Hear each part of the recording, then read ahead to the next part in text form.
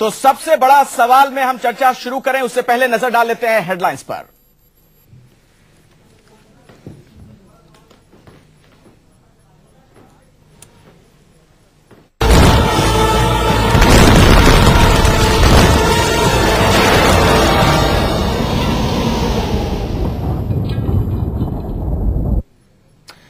Rajnath Singh BJP के अध्यक्ष चुन लिए गए हैं। गडकरी की दोबारा ताजपोशी नहीं हो पाई।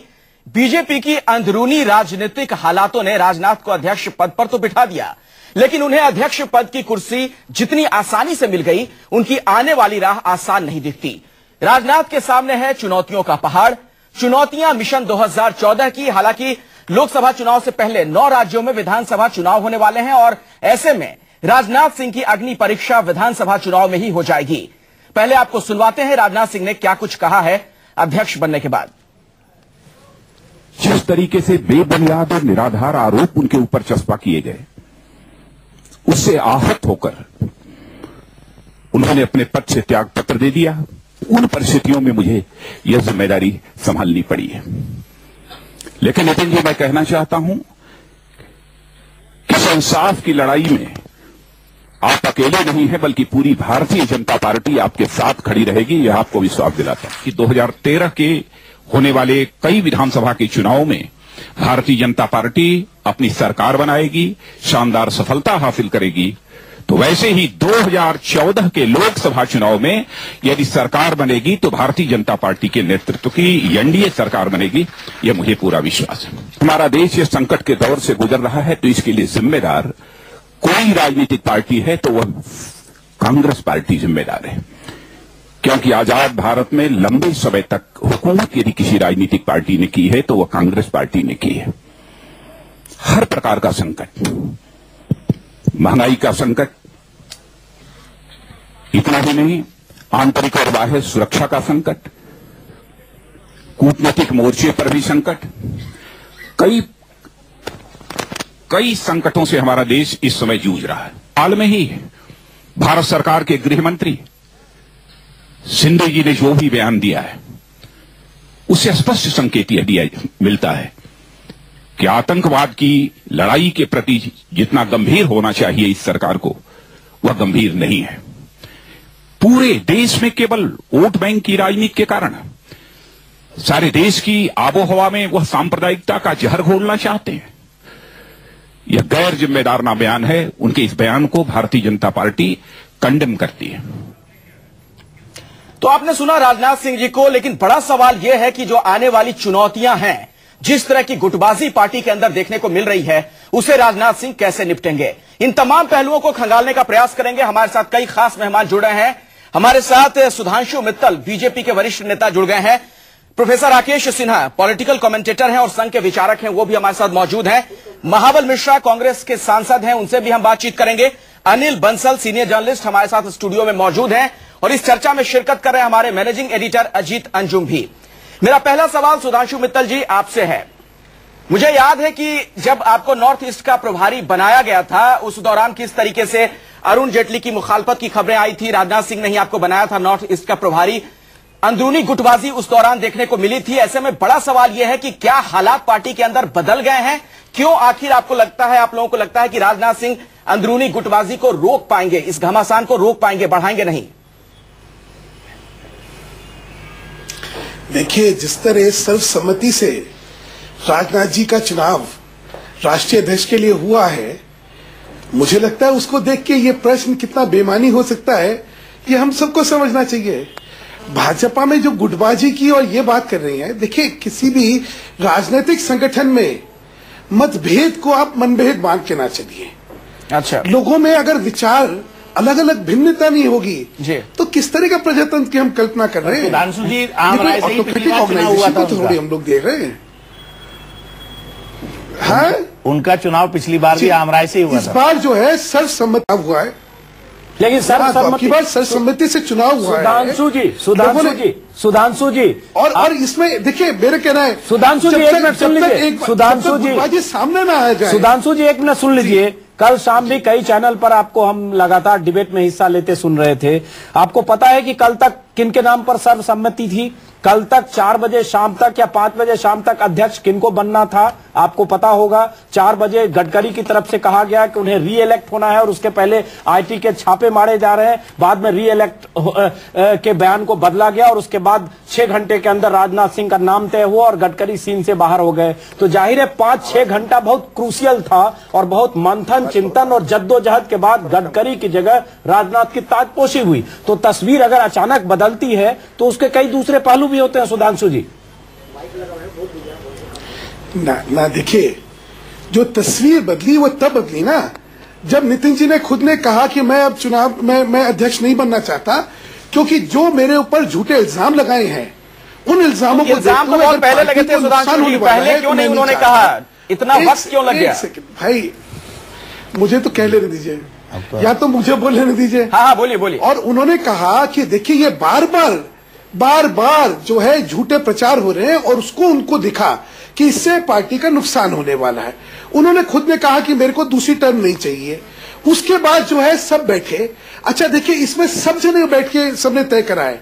इसमें नेता प्रतिपक्ष हमारे थे, पूर्व अध्यक्ष हमारे थे, जितने भी लोग जो कि इस समय निर्णायक मंडल के सदस्य हैं भाजपा के, सब लोग बैठे और सबने सर्वसम्मति से राजनाथ जी का चुना। अगर गुटबाजी होती तो सर्वसम्मति हो सकती थी क्या इस बात पे?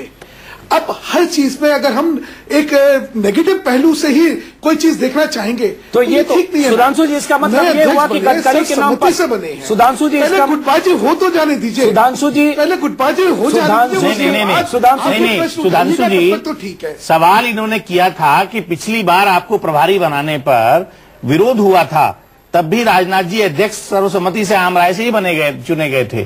तो उससे तुलना पूछ रहे थे कि क्या अब जो बदलाव होगा? क्या हुआ था? एक सेकंड। लेकिन मुझे लगता है हम उतना अतीत में जाने की बजाय आज की बात ज्यादा कर। सुधांशु जी मुझे बनाया। सुधांशु जी छोड़िए, उस बनने के बाद एक सेकंड मुझे बोलने दे, उसके बाद आप कहिएगा। एक सेकंड, मैं बना, मैं नॉर्थ ईस्ट में गया, वहां लोकसभा के 4 सदस्य चुन के आए और सुचारू रूप से लोकसभा का काम हो गया। तो इसलिए जो आप इसको इतना बड़ा एक विषय बना के चल रहे थे, चलिए हम विषय बदलते हैं।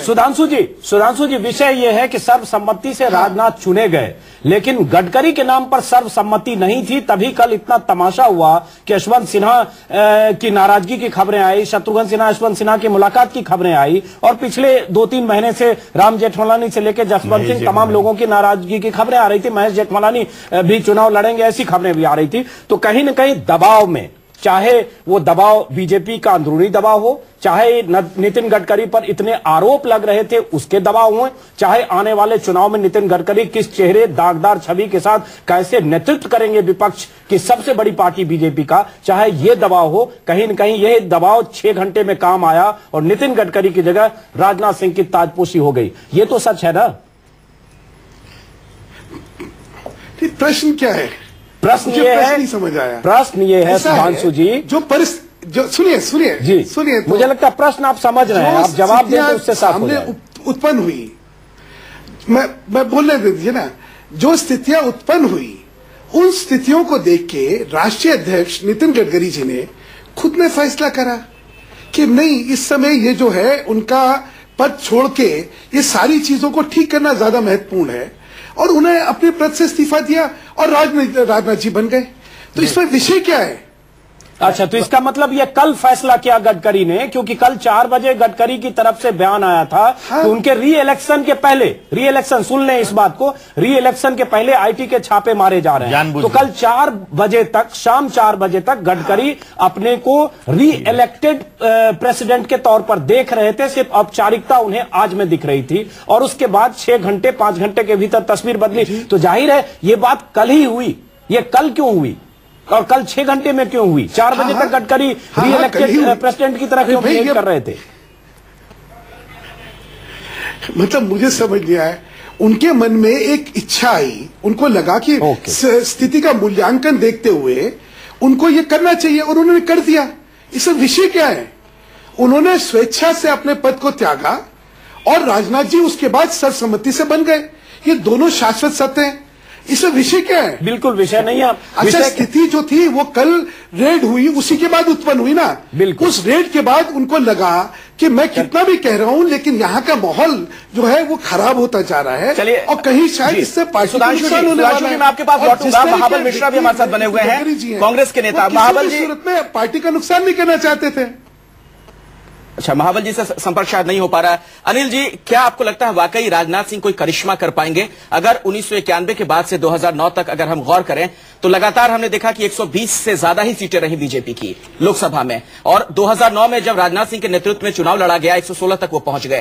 क्या इन सीटों को बढ़ा पाएंगे? देखिए, दो चीजें बिल्कुल अलग हैं। करिश्मा जब कोई प्रधानमंत्री के लिए चुनाव लड़ता है तब करिश्मे की बात की जाती है। अध्यक्ष एक नियमित पद है। किसी भी पॉलिटिकल पार्टी में अध्यक्ष तो आप बनाएंगे ही किसी न किसी को, तो अध्यक्ष तो चुना ही जाना था। गडकरी नहीं चुने गए, राजनाथ सिंह चुने गए। पर राजनाथ सिंह के सामने चुनौतियां हैं और निश्चित रूप से उनको उन चुनौतियों का मुकाबला करना पड़ेगा। जो राज्यों के चुनाव है, आज ही कर्नाटक में 2 मंत्रियों ने इस्तीफा दिया है, तो ये भी एक बड़ी चुनौती। पहले कर्नाटक में जो भाजपा के अंदर संकट है उसको निपटना है। कई राज्यों के, राजस्थान में चुनाव है, मध्य प्रदेश में चुनाव है, जो नॉर्थ ईस्ट के 3 राज्य हैं उनको हम छोड़ भी दें क्योंकि वहां भाजपा ज्यादा नहीं है, तो ये बड़ी चुनौती है। लेकिन एक बार हम चलते हैं, राकेश सिन्हा हमारे साथ हैं। राकेश सिन्हा संघ के जानकार हैं, संघ के स्वयंसेवक की तरह संघ का बचाव भी करते हैं। राकेश जी, जो कल कुछ तस्वीर 4-5 घंटे में जो तस्वीर बदली, मुंबई में मीटिंग, दिल्ली में मीटिंग, और उसके बाद कल दोपहर तक लग रहा था नितिन गडकरी अगली बार दोबारा उन्हें ताजपोशी होगी, और उसके बाद कल तस्वीर बदली। तो संघ को कल ही क्यों समझ में आया कि नितिन गडकरी की जगह राजनाथ सिंह की ताजपोशी होना चाहिए? संघ को यह बात कल क्यों समझ में आई?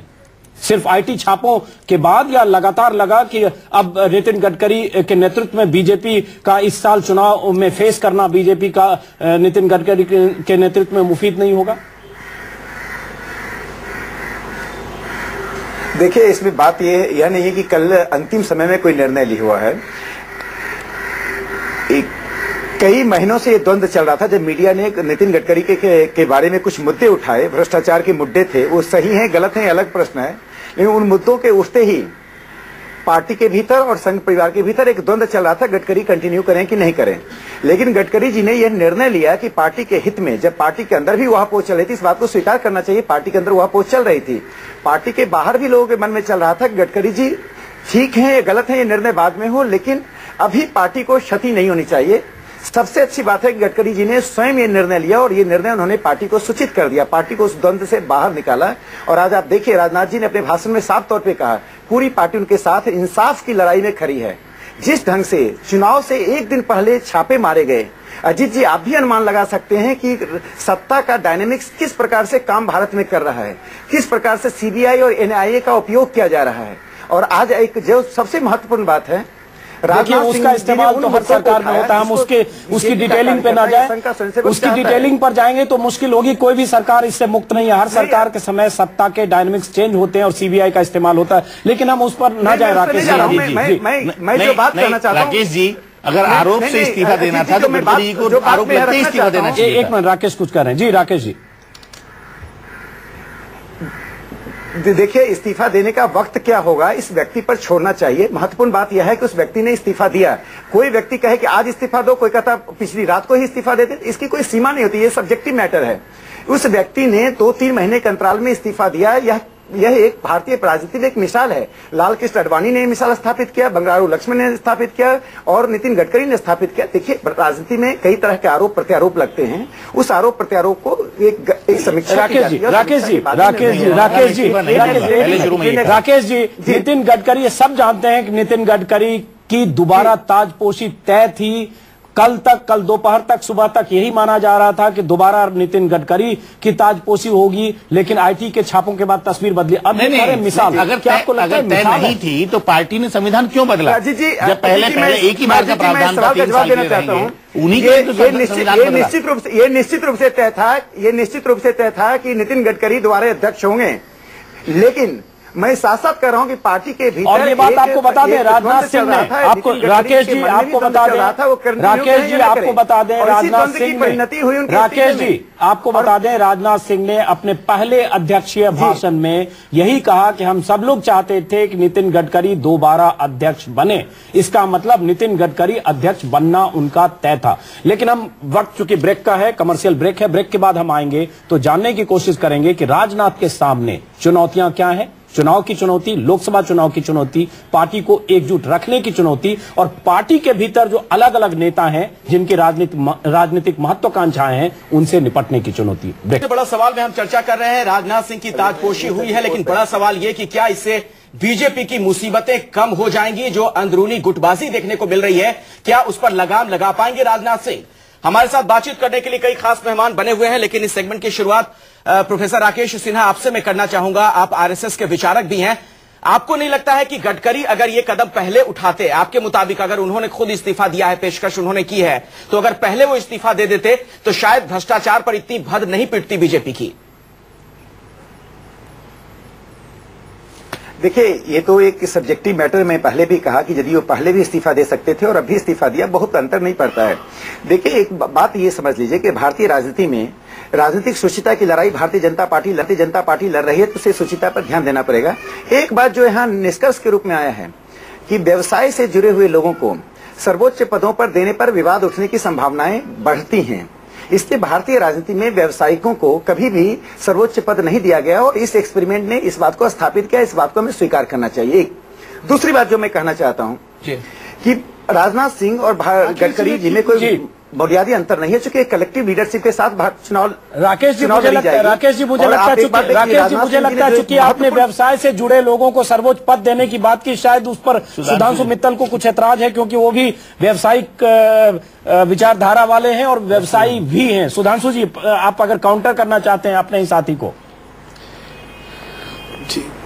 जी, प्रश्न ये है कि हर एक आदमी को रोजी रोटी कमाने का और पेट भरने का हक है और वो विभिन्न व्यवसायों से करता है, चाहे किसी भी तरह की राजनीति में ये परिधि तय कर। एक सेकेंड, अरे भाई एक बार बोल लेने दीजिए, उसके बाद जो आपको कहना कह दीजिएगा। एक मिनट, अगर आप ये सीमाएं तय करेंगे तो ये स्वाभाविक सीमाएं नहीं है, ये अस्वाभाविक सीमाएं हैं। नेतृत्व जो है वो शौर्य और पराक्रम से आता है, वो किसी व्यवसाय से नहीं आता, किसी परिक्रमा से नहीं आता। इसलिए ये सब कहना कि व्यवसायिक लोगों को नेतृत्व करने का हक नहीं होना चाहिए या वो उच्चतम पदों पे नहीं जाए, ये ठीक नहीं है। ये मानसिकता जो है, मैं कम से कम इस मानसिकता का समर्थन नहीं रखते हैं। देखिए, बात क्या है? बात यह है कि आप जिस समय उच्च पद पे आते हैं, उसके बाद अगर आप व्यवसाय अपना चलाते रहेंगे तो जो मिशन होता है, सर्विस मिशन होता है, उसमें कहीं इसमें बाधा हो सकती है। जी, बाधा हो सकती है।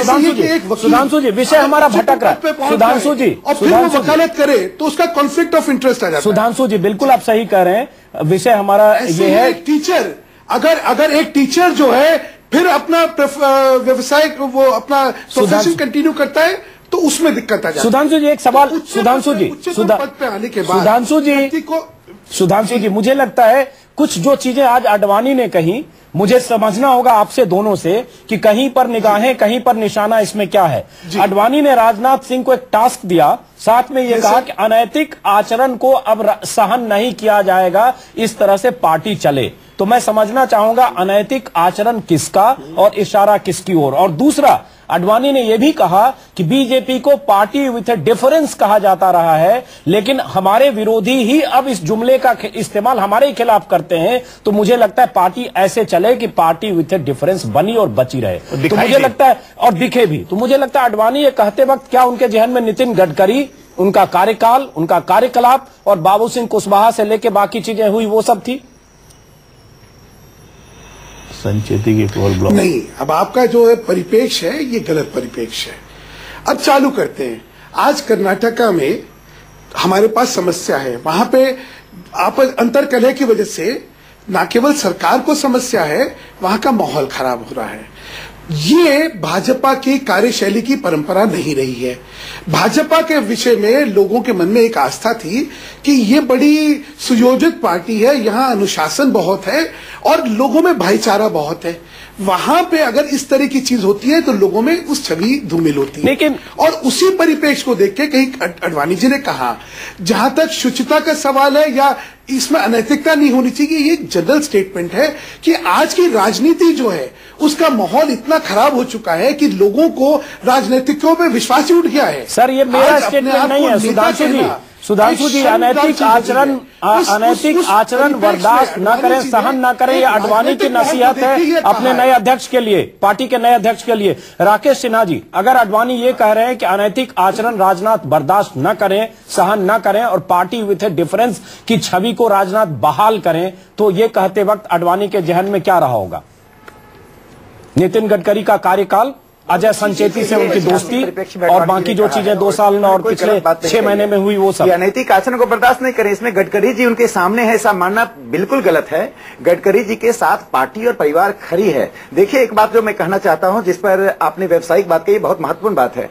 व्यवसायिक व्यक्ति जब सर्वोच्च पद पर आता है तो उसकी ईमानदारी होते हुए भी व्यवसाय के कारण उस पर आरोप लगने की संभावना बढ़ जाती है।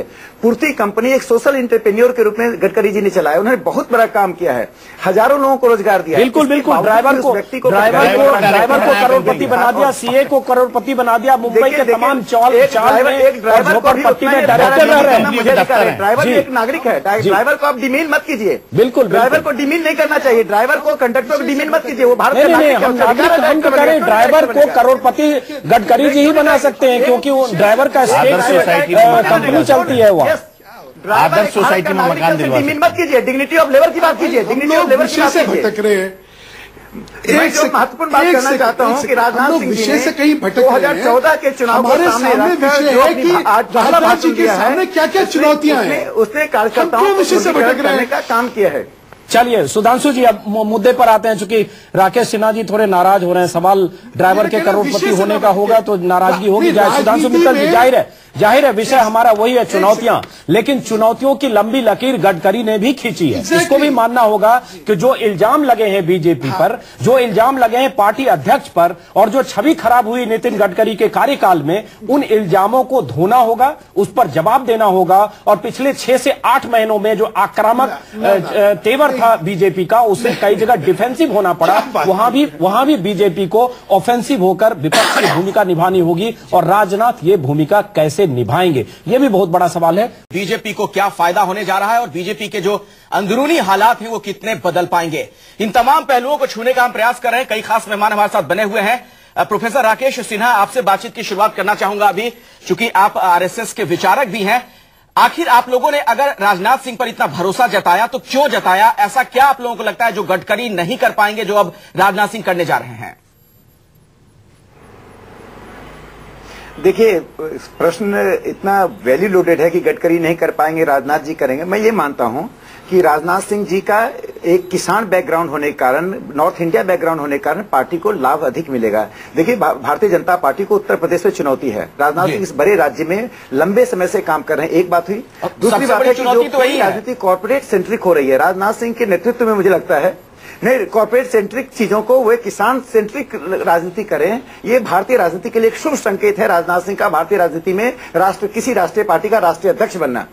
पूरी राजनीति आज कॉर्पोरेट के पीछे भाग रही है और इसीलिए नव उदारवाद में जो किसानों की हालत है, जो मजदूरों की हालत है, जो गांव की हालत है, उस हालत का जो वैकल्पिक स्वरूप है वो शायद भारतीय जनता पार्टी राजनाथ सिंह के नेतृत्व में दे पाएगी। राष्ट्रीय अध्यक्ष के दृष्टिकोण का एक महत्व होता है। राजनाथ सिंह जी के पिछले कार्यकाल को देखिए, उन्होंने किसान की बात की, कृषि की बात की, और सबसे अधिक भारतीय जनता पार्टी के प्रस्ताव किसान और कृषि पे पारित हुए थे। मुझे लगता है कि आज की परिस्थिति में राजनाथ सिंह जी का बनना 2 कारणों से अच्छा है। एक तो जो एक विवाद चल रहा था, जो मीडिया ने एक मुद्दे को उठाया और इलेक्ट्रॉनिक मीडिया के एक अपने डायनामिक्स हैं, उसके कारण वो विवाद आगे बढ़ा और विपक्ष ने उसका लुत्फ लिया। कम से कम उस विवाद पर एक पर्दा पड़ गया है, वो विवाद समाप्त हो गया है। विपक्ष को गडकरी से लुत्फ लेने का मौका आपने छीन लिया है। सुधांशु मित्तल, आप कुछ कहना चाह रहे हैं? मुझे लग रहा है राकेश सिन्हा जो तर्क अभी राजनाथ सिंह के पक्ष में दे रहे हैं। अजीत जी मैं एक बार जोड़ना चाहता हूँ। अजीत जी मैं एक बार जोड़ना चाहता हूं कि लोकतांत्रिक पार्टी को हिटलर और मुसोलिनी की पार्टी की तरह नहीं देखना चाहिए कि उसमें विरोध नहीं होगा, उसमें आपस में खींचातानी नहीं होगी।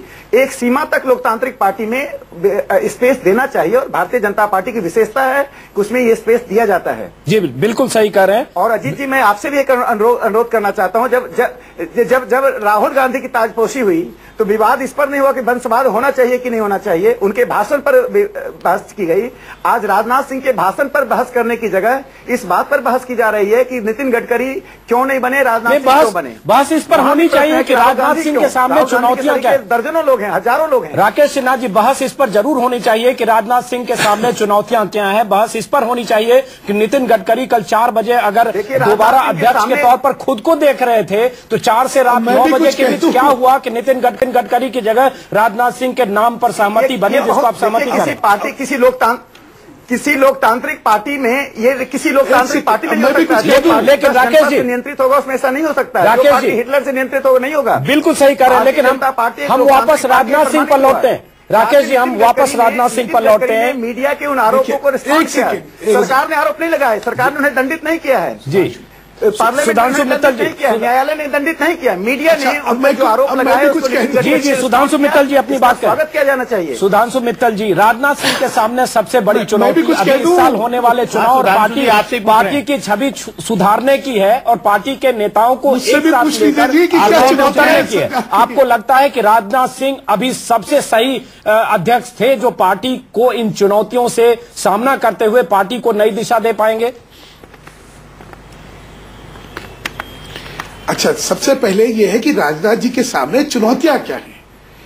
राजनाथ जी के सामने जो चुनौतियां आने वाली हैं, एक तो कर्नाटका को लेकर आने वाली है। कर्नाटका में भाजपा के 19 सांसद थे, अब 18 रह गए हैं। वहां पे अब चुनाव आने वाले हैं। वहां पार्टी में विभाजन हो गया और येडियुरप्पा जी चले गए हैं। अब ऐसी स्थिति के अंदर हमें अपनी प्रतिष्ठा और अपना वोट, दोबारा लोगों का मत हमें हासिल करना है, ये एक चुनौती है। उसके बाद दिसंबर में 3-4 राज्यों जो है वहां पे चुनाव होने वाले हैं। 3 राज्य हमारे पास है, चौथा राज्य जो है, दो राज्य हमारे पास है, 2 राज्य कांग्रेस शासित हैं, जिसमें राजस्थान और यूपी और दिल्ली। इन दोनों राज्यों में ये उम्मीद करी जा सकती है कि भाजपा अब की बार वहां भारी मत से जीतने वाली है, क्योंकि दोनों सरकारों का जो वहां का प्रदर्शन है उसके बारे में लोगों के मन में मुझे लगता है अभी हम बहुत अर्ली और दिल्ली के खासतौर से बारे में जहां पे CWG के घोटालों को लेकर। सुधांशु जी, मैं आपके पास लौटूंगा, लेकिन पहले जरा दर्शकों को खत्म कर पूरा होने दें। पूरा चलिए बोल लीजिए सुधांशु जी, क्या कह रहे हैं आप? मुझे 1 सेकंड खत्म करने दें। और क्या है कि इनके बाद लोकसभा का चुनाव कभी भी हो सकता है। उम्मीद की ये भी करी जा सकती है कि शायद ये बजट सत्र जो आ रहा है, इसमें जो विरोधाभास है एनडीए यूपीए का, उसकी वजह से शायद चुनाव जल्दी भी हो सकते हैं। तो भाजपा को लोकसभा और विधानसभा चुनावों की तैयारी पुख्ता रूप से करी जाए, पुख्ता रूप से तैयारी कीजिए, लेकिन पहले जो भीतरघात करें उन्हें भी साथ दीजिए। सुधांशु जी, मैं आपके पास लौटूंगा, लेकिन पहले जरा दर्शकों को सुनवाते हैं। हमारे साथ हमारे managing editor Ajit Anjum studio में बैठे हुए हैं। जनवरी 2012 में इन्होंने राजनाथ सिंह से खास बातचीत की थी और उस दौरान देखिए जरा राजनाथ सिंह ने कैसे कई मसलों पर, कई मुद्दों पर बहुत ही बेबाकी के साथ अपनी राय जाहिर की थी। सुनिए उस बातचीत का एक अंश। आरोप, बहुत बड़ा आरोप राजनाथ जी आप पर भी लगता है, जो आपके विरोधी हैं। वो कहते हैं कि राजनाथ सिंह जब यूपी में पार्टी के प्रेसिडेंट बने थे 97 में, बीजेपी के पतन का दौर उसी समय से शुरू हुआ और धीरे धीरे बीजेपी रसातल की तरफ अगर बढ़ी तो उसमें राजनाथ सिंह एकमात्र आदमी है जो बहुत बड़े जिम्मेदार है। मैंने ये तो मैं समझता हूं कि ऐसा नहीं कहेंगे, क्योंकि हमारे उत्तर प्रदेश के लोग सच बोलते हैं, इसलिए कभी नहीं कहेंगे ऐसा। क्योंकि 97 में जब मैं अध्यक्ष बना था, उसके बाद जो लोकसभा का चुनाव हुआ था, तो लोकसभा के चुनाव में भारतीय जनता पार्टी को 58 संसदीय सीटों पर विजय प्राप्त हुई थी। लेकिन जब आप पार्टी अध्यक्ष थे, वही दौर था जब कल्याण सिंह की सरकार बनाने के लिए बीजेपी ने जो काम किए, कहते हैं कि अगर उसको कहें कि राजनीतिक कुकर्म की परिभाषा में, तो सारे साम दाम दंड भेद सब अपनाए गए। राजनीतिक कुकर्म नहीं, पार्टियां तोड़ी गई और सबको सब मंत्री बनाया गया। पार्टियां तोड़ी नहीं गई, सिंगल लार्जेस्ट पार्टी वहां की भारतीय जनता पार्टी थी। लेकिन भयंकर रूप से दल बदल कराया गया और जैम्बो मंत्रिमंडल दल बदल नहीं कराया, जाओ मंत्री बनते जाओ, कुर्सी लेते जाओ। और आज भी बतला देना चाहता हूं अजीत जी, एक फूटी कौड़ी भी किसी को नहीं दी गई थी। सारी पार्टियां उस समय टूटी और टूटने के बाद भारतीय जनता पार्टी के साथ आकर मिली। हां, जब वो टूटी तब मैंने जरूर यह आग्रह किया था कि आप लोग भारतीय जनता पार्टी को अपना सहयोग दीजिए। अध्यक्ष होने के नाते यह भूमिका मैंने निभाई थी, मैं ये कहना चाहता हूं। जब आप पार्टी अध्यक्ष थे 97 में, उसके बाद आप मुख्यमंत्री भी बने। उसके बाद जो यूपी में चुनाव हुआ, 96 में 174 सीटें थी बीजेपी की, 2002 में 88 सीटें, और वो तब जब आप यूपी के मुख्यमंत्री थे। 174 से 88 मतलब आधी सीटों पर अगर हुई तो उस समय एक तरह से चुनाव आपके नेतृत्व में लड़ा गया। सच्चाई है कि हमारे नेतृत्व में लड़ा गया, लेकिन उस समय पार्टी की हालत पहले जैसी नहीं रह गई थी और मुझे काम करने के लिए केवल बामुश्किल 9-10 महीने का समय मिला था, इससे अधिक का समय नहीं मिला था। और कल्याण सिंह जी भी उसके पहले पार्टी से निकाले जा चुके थे और हर विधानसभा क्षेत्र में उन्होंने भी उस समय प्रत्याशी खड़े किए थे। इस सच्चाई को भी किसी को भूलना नहीं चाहिए। और फिर जब आप पार्टी प्रेसिडेंट थे तब यूपी में जब चुनाव हुए 2007 में, जैसे मान लीजिए यदि कोई यह आरोप लगाता है तो मैं अजीत जी से पूछना चाहूंगा कि हमारा कोई एक एक्शन हमको यह बतला दें जिसके कारण पार्टी को क्षति पहुंची हो हमारे पूरे राजनीतिक जीवन में, तो इस राजनीति को ठोकर मारकर मैं घर बैठ जाऊंगा, जनता की अदालत में कभी चेहरा दिखाने के लिए नहीं आऊंगा। और यह भी मैं बतलाना चाहता हूं अजीत जी, जिस दिन कोई आरोप मेरे ऊपर लगा, सिद्ध हुआ, तो शायद मैं ऐसा व्यक्ति हूं कि मैं फिर राजनीतिक क्षेत्र में अथवा सामाजिक क्षेत्र में फिर मैं काम नहीं करूंगा, मैं मुंह छिपाकर बैठ जाऊंगा। ये बातचीत का जो अंश आपने सुना, आखिरी लाइन अजीत जी आप इसे कैसे परिभाषित करेंगे? आपने बातचीत की थी जनवरी 2012 में राजनाथ सिंह से खास तौर पर। मुझे लगता है जो आपने सुना, राजनाथ सिंह की यही सबसे बड़ी पूंजी है। एक तरह से जब गडकरी तमाम तरह के आरोपों से जूझ रहे हैं, जब भ्रष्टाचार इस देश में सबसे बड़ा मुद्दा है, जब यूपीए के भ्रष्टाचार को लेकर विपक्ष को उसे घेरना चाहिए, ऐसे में विपक्ष ही जब अपने अध्यक्ष की कंपनी को लेकर घिरता है, ऐसे समय में राजनाथ सिंह का आना बहुत अहम है। क्योंकि राजनाथ सिंह, एक बात तो मानेंगे अनिल बंसल जी कि राजनाथ सिंह पर निजी तौर पर किसी तरह का कोई दाग नहीं है, आरोप नहीं है मंत्री के तौर पर, अध्यक्ष के तौर पर। और एक बात जो राजनाथ सिंह ने कही आखिरी कि अगर मुझ पर कोई आरोप और गुनाह साबित हो जाए तो मैं मुंह छिपाकर घर बैठ जाऊंगा, राजनीतिक जीवन से संन्यास ले लूंगा। मुझे लगता है ये उनकी ताकत है। बिल्कुल निश्चित रूप से वो छवि को लेकर हमेशा कॉन्शियस रहे हैं। मैं एक सेकंड में एक प्रसंग सुनाऊंगा। जब वो यूपी के चीफ मिनिस्टर थे, उनका बेटा एक प्राइवेट कंपनी में काम करता था। उसने उनसे कहा कि आप हमारी कंपनी के मालिक को मिलने का समय क्यों नहीं दे रहे हैं?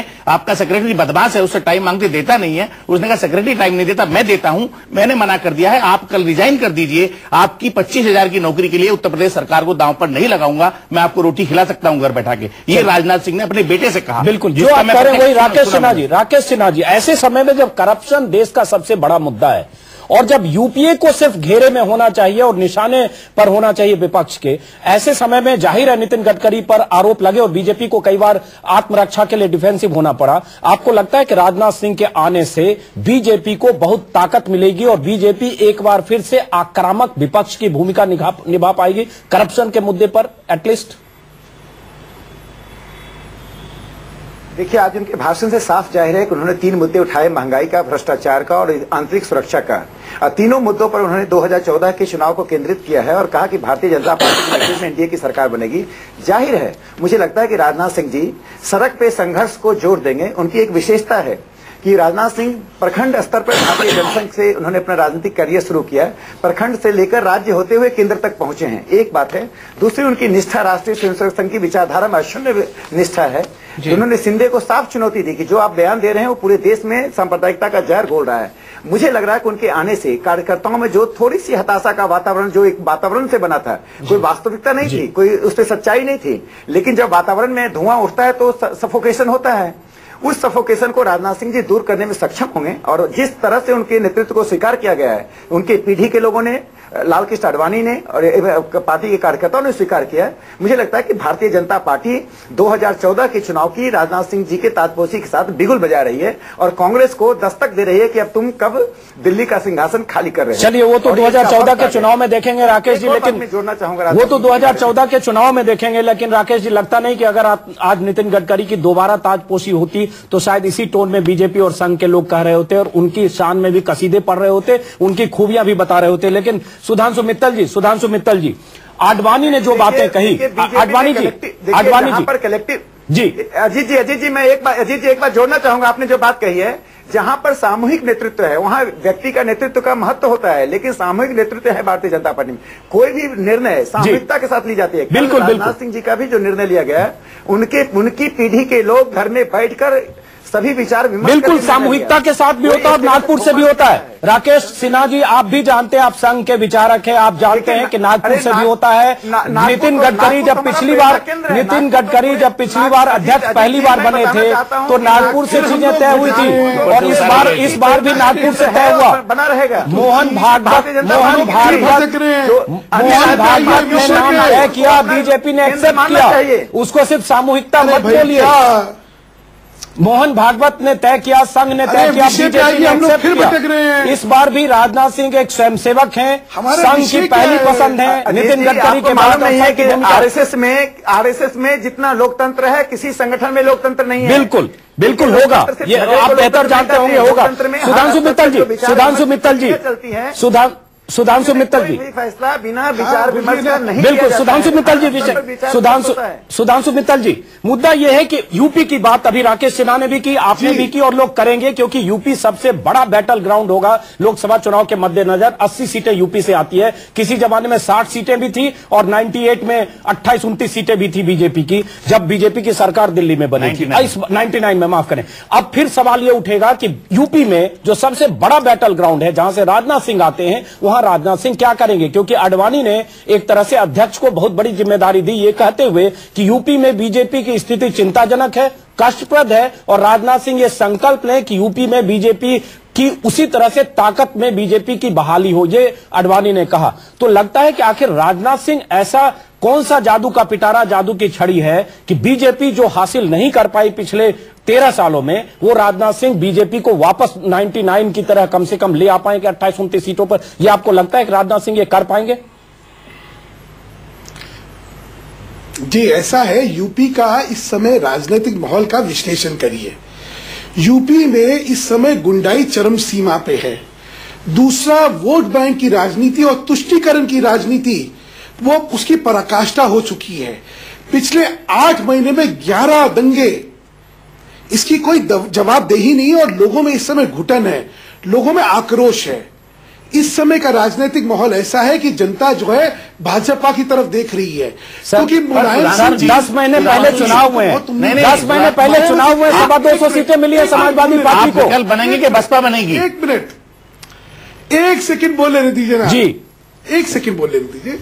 देखिए, इस समय मायावती जी की पार्टी को ऑलरेडी यूपी की जनता अस्वीकार कर चुकी है, और जो उम्मीदें उन्हें अखिलेश जी की सरकार से थी, उस उम्मीदों पे अखिलेश की सरकार खरी नहीं उतरी है। चलिए, कांग्रेस से वो हतोत्साहित सुधांशु जी, और इस समय भाजपा वहां पे छोटे में जवाब दीजिए, ब्रेक ले रुकना पड़ेगा। और आप देखेंगे, अब की लोकसभा आने दीजिए, आप देखेंगे कि वहां का अंजाम जो है, वहां के फैसले जो हैं, वो पूर्णतः भाजपा के पक्ष में इसलिए आएंगे क्योंकि जिन दो आपको ऐसा लगता है, लेकिन बड़ा सवाल यह भी है कि क्षेत्रीय शत्रप जो है उन्हें राजनाथ सिंह कैसे साधेंगे, चाहे वो वसुंधरा राजे हो, नरेंद्र मोदी हो या फिर शिवराज सिंह चौहान हो। बीजेपी के अध्यक्ष तो चुन लिए गए हैं, लेकिन बड़ा सवाल यह है कि क्या उनके सामने चुनौतियां सिर्फ बाहर हैं, यानी पार्टी के बाहर उन्हें लोगों से निपटना है, या पार्टी के अंदर से भी तमाम तरह की चुनौतियां उनके सामने होंगी? अनिल बंसल जी, आपसे मैं समझना चाहूंगा, जिस तरह का माहौल है पार्टी के अंदर, और खास तौर पर कुछ क्षेत्रीय शत्रपों की बात की जाए, चाहे वो वसुंधरा राजे हो, नरेंद्र मोदी, खास तौर पर शिवराज सिंह चौहान, उनसे राजनाथ सिंह कैसे निपटेंगे और कितनी बड़ी चुनौती ये राजनाथ सिंह के लिए होने? देखिए, राजनाथ सिंह कर्नाटक में जो येदियुरप्पा और पार्टी के मध्य प्रदेश में चुनौती नहीं है।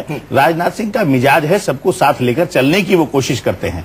देखिए, केंद्रीय संसदीय बोर्ड ने फैसला किया था कि वसुंधरा राजे विधायक दल से इस्तीफा दें, लेकिन उन्होंने इस्तीफा नहीं दिया, और उसको फिर प्रचारित इस तरह से किया गया पार्टी के लोगों की तरफ से ही कि राजनाथ सिंह ऐसा चाहते हैं, हम लोग तो चाहते हैं कि आप इस्तीफा ना दें। तो ये जो इनर फाइटिंग है, भले सुधांशु जी उसको नकार हैं, राकेश जी नकार हैं, ये रहती है, और राकेश जी ने माना कि लोकतांत्रिक पार्टी में थोड़े बहुत मतभेद होते हैं। जब राजनाथ सिंह पिछली बार अध्यक्ष बने थे तो उन्होंने 2005 में जो केंद्रीय संसदीय बोर्ड है उसे बाहर निकाल दिया था मोदी को, नहीं भी कहा गया 2007 में वो अध्यक्ष बने थे। हाँ, लेकिन 2005 उसको तो देखिए, केंद्रीय संसदीय बोर्ड की अपनी सीमाएं हैं, उसको हम उस रूप में नहीं देख सकते कि मोदी को खुन्नस निकालने के लिए निकाला होगा, क्योंकि संख्या सीमित है। कई बार जैसे एक अध्यक्ष अब बढ़ गए, गडकरी जी को उसमें लिया जाएगा। मोदी तो लगातार ट्वीट कर रहे हैं, राजनाथ सिंह को बधाई दे रहे हैं, और जब संसदीय बोर्ड के नाम के ऐलान से आधे घंटे पहले राजनाथ सिंह जी ने कभी भी नरेंद्र मोदी या किसी मुख्यमंत्री के साथ सीधे कन्फ्रंटेशन नहीं लिया। हाँ, जब उनको हटाया था, जो उत्तराखंड के चीफ मिनिस्टर थे खंडूरी जी, तब जरूर ये कहा गया था कि मेरी ही बलि क्यों ली जा रही है, और लोगों की बलि क्यों कमी। एक बार राकेश सिन्हा के पास चलते हैं, उससे पहले सुधांशु मित्तल जी। वैसे राकेश सिन्हा लोकतांत्रिक पार्टी होने और संघ के लोकतांत्रिक होने की बहुत दुहाई दे रहे थे, उनके पास भी जाएंगे, लेकिन दोनों के पास एक ही सवाल। सुधांशु मित्तल जी, कल ये भी कहा जा रहा था कि आडवाणी चाहते वेंकैया नायडू अध्यक्ष बने, और काफी मंथन चिंतन इस बात को भी लेकर हुआ, और उसके बाद संघ की मुहर राजनाथ सिंह पर लगी, क्योंकि राजनाथ सिंह ज्यादा बेहतर स्वयंसेवक संघ की नजर में है, गडकरी नहीं तो राजनाथ सिंह। तो कहीं न कहीं पार्टी में आडवाणी जो चाहते थे वो नहीं हुआ, कहीं ये मुश्किलें भी आगे आने वाले दिनों में होगी? वो एक बड़ी अच्छा गाना था, छोड़ो कल की बातें, कल की बात पुरानी, नए दौर में लिखेंगे मिलके नई कहानी। ये बिल्कुल गडकरी जी पर बिल्कुल फिट बैठता है। आपने गडकरी जी के लिए कहा लगता है। उस अध्यक्ष को आगे बढ़ने दीजिए। कहाँ आप इतिहास में के इतने प्रेमी क्यों होते जा रहे हैं? छोड़ो कल की बातें, कल की बात पुरानी, आपने गडकरी जी के लिए कहा है। नए अध्यक्ष जो है उनकी नई चुनौतियां जो है, उन चुनौतियों को फेस करिए ना। नहीं, मैं ये उसके विषय में चर्चा करते हैं। छोड़ो कल की बातें आपने गडकरी जी के लिए कहा है। कहना है कि ये समझे, आज जिस माहौल में पार्टी ने राजनाथ जी के अध्यक्ष बनने का स्वागत करा है और एकजुटता दिखाई है, उससे एक नई उम्मीद की किरण जनता में आई है, राष्ट्र हमारे कार्यकर्ता में आई है।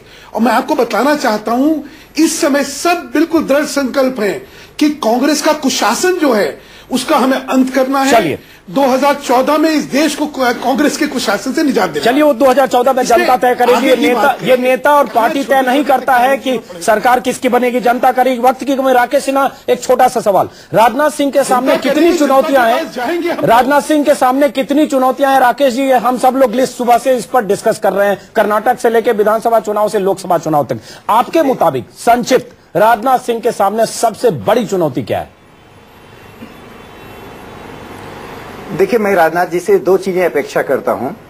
पहली बात यह कि सरकार को संसदीय पार्टी को संगठन के अंतर्गत लाना। संसदीय पार्टी इतनी बड़ी ना हो जाए, सरकार इतनी बड़ी नहीं हो जाए कि संगठन का अवमूल्यन हो, जो कुछ हद तक कई राज्यों में दिखाई पड़ रहा है। एक दूसरी बात जो राजनाथ जी को करना चाहिए, जो पार्टी में एक न्यूनता आई है जिसको हम स्वीकार करना चाहिए। डेमोक्रेसी में न्यूनताओं को स्वीकार करने में ही भलाई होती है कि वह मेरा आदमी, वह उसका आदमी, वो उस ए का आदमी, वह बी का आदमी। ये जो प्रक्रिया 90 के दशक के बाद शुरू हुई है भारतीय जनता पार्टी में, इसको दूर करना चाहिए। वो किसी का आदमी नहीं है, वो सैफरन फ्लैग का आदमी है, वो भारतीय जनता पार्टी का आदमी है, वो सिद्धांत और विचारधारा का आदमी है। ये दो चुनौती तो अंतर में एक सांस्कृतिक चुनौती है। जो तो इसका मतलब आप पार्टी के भीतर जो इसका आदमी उसका आदमी गुटबाजी जो हो रहा है उसकी तरफ इशारा करें। अच्छी बात है, कम से कम ये बात आपने माना कि पार्टी के भीतर इसका आदमी उसका आदमी बहुत भयंकर हो रहा है। पार्टी में न्यूनताएं आई हैं, पार्टी में न्यूनताएं आई हैं। मैं ये देखिए, इन न्यूनताओं को दूर करना चाहिए, लेकिन सबसे बड़ी चुनौती अभी है कार्यकर्ताओं का ध्रुवीकरण करके